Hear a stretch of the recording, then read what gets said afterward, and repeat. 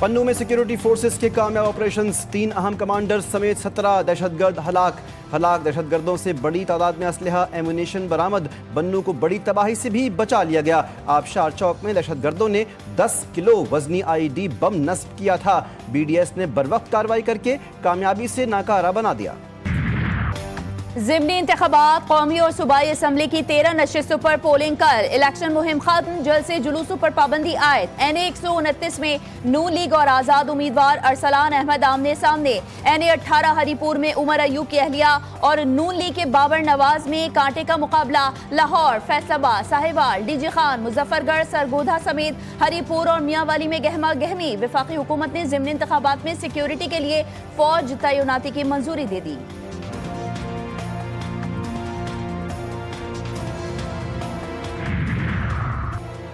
خیبر پختونخوا اور پنجاب میں ضمنی الیکشن کمیشن کا ذرائع ابلاغ کے لیے ضابطہ اخلاق جاری۔ ترجمان الیکشن کمیشن کے مطابق کوئی بھی میڈیا ادارہ پولنگ اسٹیشن کے غیر سرکاری نتائج پولنگ کے اختتام کے کم سے کم 1 گھنٹے بعد سے نشر کرے گا۔ ایسے نتائج کی اشاعت نشر کے ساتھ یہ واضح ہوگا کہ نتائج غیر حتمی اور جزوی ہیں۔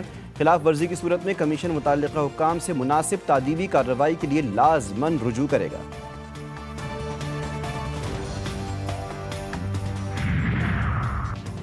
فیلڈ مارشل سید عاصم منیر پر کبھی تنقید نہیں کی۔ وزیر اعلیٰ خیبر پختونخوا سہیل آفریدی نے صحافیوں سے گفتگو میں کہا کہ امن کی خاطر وفاق کا ساتھ دیں گے، جو بھی ہمارے جوانوں کو شہید کرتا ہے وہ دہشت گرد ہے، ان کے خاتمے کے سوا کوئی آپشن نہیں ہے۔ خیبر پختونخوا کی پولیس دہشت گردوں سے نمٹنے کی مکمل صلاحیت رکھتی ہے، پولیس کے لیے جدید آلات کی خریداری کی منظوری دے چکے۔ وفاق واجبات دے تو پولیس اور صحت سمیت تمام شعبوں میں مزید بہتری لا سکتے ہیں۔ میرا بھائی بھی کرپشن میں ملوث ہو تو اسے سزا ملنی چاہیے۔ جیلوں میں قیدیوں سے ملاقاتیں کروانے سے وزیر اعلیٰ کا کوئی لینا دینا نہیں، ملاقاتیوں کے نام قیدی کی طرف سے دیے جاتے ہیں۔ اگر کوئی قیدی کسی سے نہیں ملنا چاہتا تو جیل حکام زبردستی ملاقات نہیں کروا سکتے۔ وزیر اطلاعات پنجاب عظمیٰ بخاری نے سہیل آفریدی کے خط پر رد عمل ظاہر کرتے ہوئے کہا، مریم نواز کسی سرکاری افسر کے کام میں مداخلت نہیں کرتی، جیل سپرنٹینڈنٹ اس سے متعلق فائنل اتھارٹی ہے۔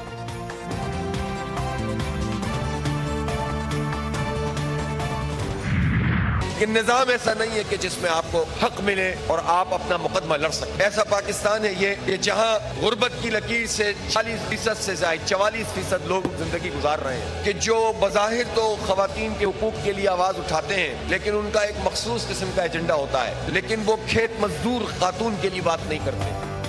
کسی سیاستدان کے لیے کوئی استثنا نہیں، سب برابر ہیں۔ حکمران طاقتور سے ڈرتے اور کمزوروں کو پیستے ہیں، کسی جاگیردار یا سرمایہ دار کا نظام نہیں چلے گا۔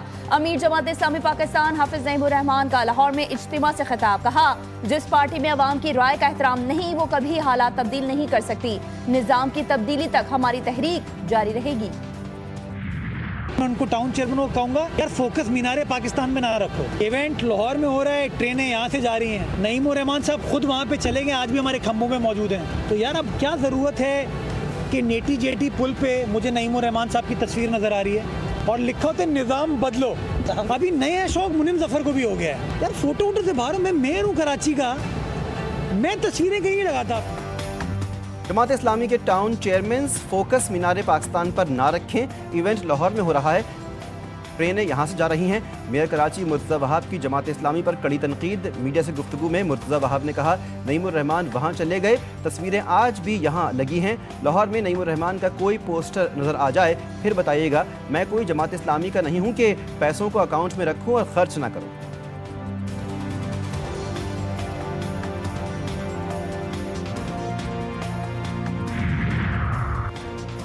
IMF اداروں کی دیانتداری پر سوال اٹھا رہا ہے۔ IMF کہہ رہا ہے پاکستان میں کرپشن ہے۔ ہمارا سوال ہے IMF کی رپورٹ تاخیر سے کیوں شائع کی گئی؟ رہنما تحریک انصاف تیمور سلیم جھگڑا کے اسلام آباد میں نیوز کانفرنس، کہا IMF کہتا ہے اداروں کی کارکردگی سیاسی دباؤ میں آ جاتی ہے۔ رپورٹ میں لکھا گیا ہے کہ کرپشن کی قیمت ملک کی معیشت ادا کرتی ہے۔ حکومت میں کس کے پاس شوگر ملز ہیں؟ آئینی عدالت میں اپیل مقرر کرنے کے خلاف ہائی کورٹ کے 5 ججز کا درخواست دائر کرنے کا فیصلہ، وفاقی آئینی عدالت میں دائر کرنے کے لیے متفرق درخواست تیار، درخواست وفاقی آئینی عدالت میں ٹرانسفر نہیں ہو سکتی تھی۔ متفرق درخواست کے مطابق ٹرانسفر ججز اپیل واپس سپریم کورٹ بھیجی جائے گی۔ اس سے قبل وفاقی آئینی عدالت میں اسلام آباد ہائی کورٹ کے 5 ججز کی انٹرا کورٹ اپیل سماعت کے لیے مقرر کی گئی۔ چیف جسٹس امین الدین کی سربراہی میں 6 رکنی لارجر بینچ 24 نومبر کو اپیل پر سماعت کرے گا۔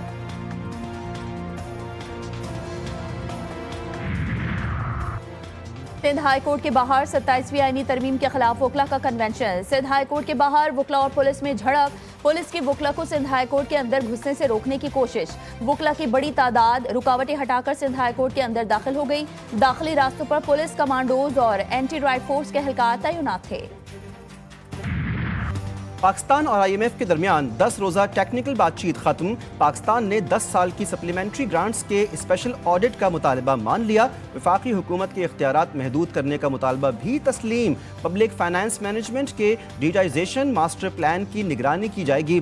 ذرائع وزارت خزانہ کے مطابق بجٹ سے قبل پبلک فائنانس مینجمنٹ ایکٹ میں ترمیم پر بھی اتفاق۔ وزیر خارجہ اسحاق ڈار برسلز کا دورہ مکمل کر کے پاکستان روانہ۔ ترجمان دفتر خارجہ کے مطابق اسحاق ڈار نے ہم منصوبوں اور عالمی رہنماؤں سے 2 طرفہ ملاقاتیں کی ہیں۔ اسٹریٹجک تعلقات اور متعدد شعبوں میں تعاون بڑھانے پر غور کیا گیا۔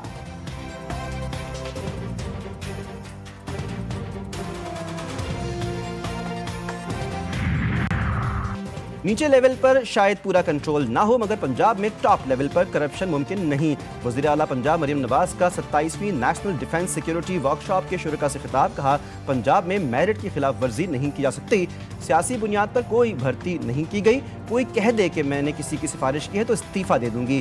کھربوں روپے کے پروجیکٹس چل رہے ہیں لیکن کرپشن کی کوئی شکایت نہیں۔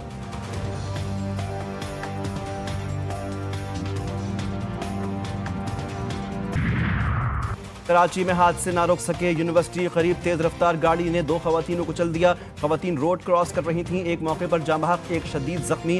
دونوں خواتین گھروں میں کام کرتی تھیں، گاڑی کا ڈرائیور گرفتار۔ کراچی میں ڈمپر سے نوجوان کو کچلنے اور عوام پر فائرنگ کا مقدمہ، لیاقت محسود کی ضمانت منسوخ، ملزم عدالتی فیصلے کے بعد سٹی کورٹ سے فرار۔ وکیل کے مطابق ملزم نے عبوری ضمانت حاصل کر رکھی تھی، مقدمہ قابل ضمانت ہے اس لیے گرفتاری نہیں ہوئی۔ آپ اپنا کریکٹر صحیح کریں، روڈوں کو صحیح کریں۔ اتنی ساری بسیں کیسے چلے گی آپ بتائیے یار؟ پنجاب میں پورا سب کچھ ہو رہا ہے، یہاں پہ کچھ نہیں ہو رہا ہے۔ پیدل چلنے کا راستہ نہیں ہے تو بسیں کیا چلائیں گے؟ خدا کے واسطے یہ روڈوں پر مواؤ، ہم ٹیکس دیتے ہیں، یہ روڈ ٹوٹے اور اتنی مہنگی مہنگی بسیں لاتے ہیں تو یہ کیا کریں گے یہاں؟ کراچی کی سڑکوں کی حالت موئنجو دڑو جیسی، لیکن سندھ حکومت کا ڈبل ڈیکر بسیں چلانے کا اعلان۔ شہری حیران پریشان، کہتے ہیں پہلے سڑکیں تو ٹھیک کر لیں پھر ایسی باتیں کریں۔ ریڈ بسیں پہلے ہی تباہ ہو رہی ہیں، ڈبل ڈیکر بسیں آ گئیں تو اللہ جانے کیا ہوگا۔ کام شروع کیا جب سے اور مشکل پڑ گئی ہے، نہ تو اس کو یہ پورا کر رہے ہیں۔ یہاں پہ آپ دیکھیں نا، رات میں آئیں تو یقیناً 1 گھنٹہ یہاں گاڑیاں پھنسی رہتی ہیں پورے۔ وہ جو منصوبے بنتے ہیں دنیا میں وہ انسان کی، عوام کی بھلائی کے لیے بنتے ہیں، لیکن یہ جو بن رہا ہے یہ اپنی جیب بھرنے کے لیے بن رہا ہے۔ جتنا لیٹ ہوگا اتنا ان کو زیادہ پروفٹ ہو رہا ہے۔ کریم آباد انڈر پاس نہ ہوا، دیواریں چین ہو گیا، 2 سال گزر گئے، سندھ حکومت صرف 1 کلومیٹر ہی تعمیر کر سکی ہے۔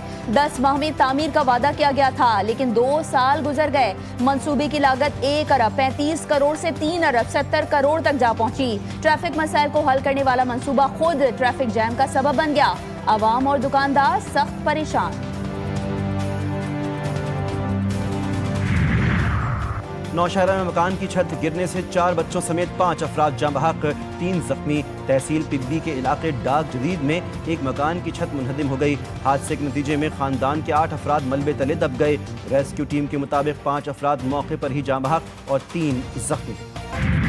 جنگ مئی، خرابی رافیل طیاروں میں نہیں بھارتی پائلٹس میں تھی۔ امریکی صدر ٹرمپ اور امریکی کانگریس کے بعد اب فرانسیسی کمانڈر کی بھی تصدیق۔ نیول ایئر بیس کے کمانڈر کیپٹن یو کلونی کی میڈیا سے گفتگو، پاکستانی فضائی صلاحیتوں کی تعریف، بولے کہ پاکستانی فضائیہ نے صورتحال کو انتہائی مؤثر انداز میں سنبھالا ہے۔ بھارتی فضائیہ کے رافیل طیارے چینی طیاروں کی تکنیکی برتری کے باعث نہیں گرے بلکہ پاکستان کے مضبوط دفاع اور مؤثر حکمت عملی کی وجہ سے تباہ ہوئے۔ دبئی ایئر شو میں بھارتی طیارے تیجس کی تباہی کے بعد بھارت میں صفے ماتم بچھ گئی۔ طیارہ ساز کمپنی ایروناٹکس کی شیئر پرائس گر گئی۔ عوام کا شدید رد عمل، بھارتی فضائیہ کی نااہلی اور حکومت کی غفلت کو شدید تنقید کا نشانہ بنایا، بھارتی ایئر چیف کی برطرفی کا مطالبہ، طیارہ حادثے میں فلائنگ رولز کی خلاف ورزی کے امکان کی تحقیقات جاری، غلطی پائلٹ کی تھی یا طیارے کی مشینی خرابی، کیا پائلٹ نے فلائنگ پروٹوکولز کی خلاف ورزی کی؟ فیصلہ تحقیقات کے بعد ہوگا۔ دبئی ایئر شو منتظمین کے مطابق ایئر شو میں فضائی کرتب کی 300 فٹ بلندی لازمی تھی، تحقیقات جاری ہیں کہ کیا بھارتی طیارہ 300 فٹ کم از کم اونچائی سے نیچے آیا تھا۔ دبئی ایئر شو میں تیجس طیارے کے حادثے کا الزام امریکہ پر، بھارتی گودی میڈیا کے ایک بار پھر اپنی حکومت کی نااہلی چھپانے کی کوشش، جنرل ریٹائرڈ بخشی اور ارنب گوسوامی نے حادثے کی ذمہ داری امریکی GE 404 انجن پر ڈال دی۔ ارنب گوسوامی کے مطابق انجن کی تاخیر سے فراہمی نے بھارتی دفاعی تیاری میں خطرناک خلا پیدا کیا۔ جنرل بخشی کا دعویٰ ہے کہ $1 ارب کی ادائیگی کے باوجود بھارت کو صرف 2 انجن ہی ملے۔ تجزیہ کاروں کے مطابق امریکہ پر ملبہ ڈالنا حقیقت نہیں بدل سکتا۔ تیجس کا حادثہ میک ان انڈیا کے کھوکھلے دعووں اور بھارتی دفاعی صنعت کی ناکامی کا واضح ثبوت ہے۔ بھارت نے امریکی دباؤ کے آگے گھٹنے ٹیک دیے، واشنگٹن پوسٹ کی رپورٹ میں انکشاف، بھارتی کمپنی ریلائنس نے روسی خام تیل کی خریداری اچانک روک دی، بڑا پالیسی یو ٹرن لے لیا، بھارت کی اسٹریٹجک خود مختاری کے سرکاری دعوے پر سوالات اٹھ گئے۔ ٹرمپ اور زہران ممدانی کے اختلافات ختم، باہمی تعاون کا آغاز ہو گیا، امریکی صدر سے میئر نیو یارک کی ملاقات، زہران ممدانی کو میئر بننے پر مبارکباد، کہا کہ زہران ممدانی سے متعلق رائے تبدیل ہو گئی، وقت کے ساتھ ساتھ چیزیں بدلتی رہتی ہیں، میئر کے انتخاب میں میرے ووٹرز نے بھی ممدانی کو ووٹ دیا ہے۔ نیو یارک کے میئر نیتن یاہو کو گرفتار کریں گے یا نہیں، اس پر بالکل کوئی بات چیت نہیں ہوئی، زہران ممدانی کے فیصلے قدامت پسندوں کے لیے حیران کن ہوں گے۔ کیا صدر ٹرمپ فاشسٹ ہیں؟ صحافی کا ممدانی سوال ٹرمپ نے خود جواب دے دیا، بولے وضاحت کرنے سے زیادہ یہ کہنا آسان ہے کہ ممدانی کے فاشسٹ کہنے سے مجھے برا نہیں لگتا۔ صہیونی فوج نے جنگ بندی کو ہوا میں اڑا دیا، غزہ سٹی میں گاڑی پر ڈرون حملے میں 5 فلسطینی شہید، نصیرات کیمپ اور دیر البلح میں مکانات پر حملوں میں 5 فلسطینی جان سے گئے۔ جنگ بندی کے دوران یومیہ 2 بچوں کی شہادت، 1 ماہ میں شیر خوار بچی سمیت 67 بچے شہید ہو چکے۔ اسرائیلی فوج نے رفح میں سرنگوں کو مزاحمت کاروں پر ہی منہدم کرنا شروع کر دیا، 200 سے زائد مزاحمت کاروں کی بقا مشکل میں پڑ گئی۔ جنوبی لبنان پر بھی فضائی حملہ، 1 لبنانی شہید۔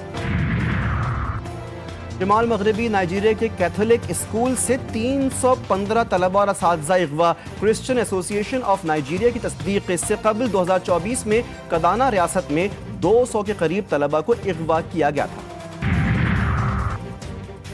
T20 ٹرائی نیشن سیریز کا تیسرا میچ، پاکستان کی شری لنکا کو 7 وکٹوں سے شکست، پاکستان نے 129 رنز کا ہدف 16ویں اوور میں 3 وکٹوں کے نقصان پر پورا کر لیا۔ شری لنکا نے پہلے کھیلتے ہوئے مقررہ 20 اوورز میں 7 وکٹوں کے نقصان پر 128 رنز بنائے تھے۔